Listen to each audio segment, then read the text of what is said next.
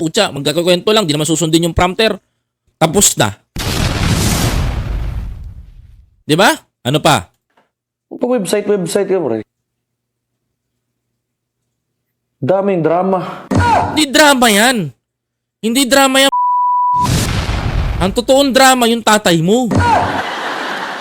Madrama dun sa Netherlands.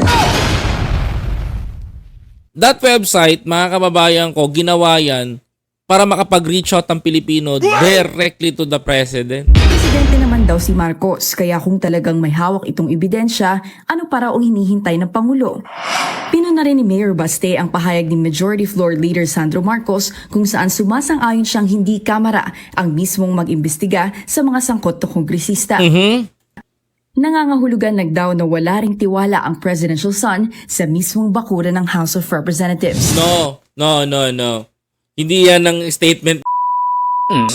The statement of Congressman from Ilocos Norte, mga kababayan ko, ang sabi niya, ang OA naman, on my words ang OA naman kung kami ang mag-iimbestiga. Walang sinabi si Sandro na wala siyang tiwala. Ang klaro-klaro sinabi ni Sandro, ang OA naman kung kami ang mag-iimbestiga, kami ang inaakusahan. Saan ka ba naman makakita ng ganun, mga kababayan ko? Talagang OA yun. Biruin mo, inaakusahan mo yung kongresista, mga kababayan ko.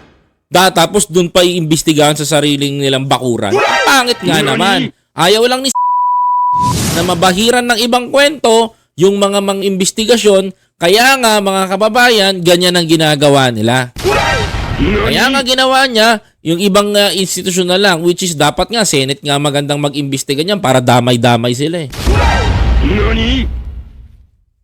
Di ba? Totoo lang, Baste. Totoo lang Tama yung sinabi ni Sandro. Mali lang ng pagkaka-interpreta sa'yo. Mali lang. Mali lang ng pagkaka-interpret sa'yo. Kasi hindi ka marunong umintindi.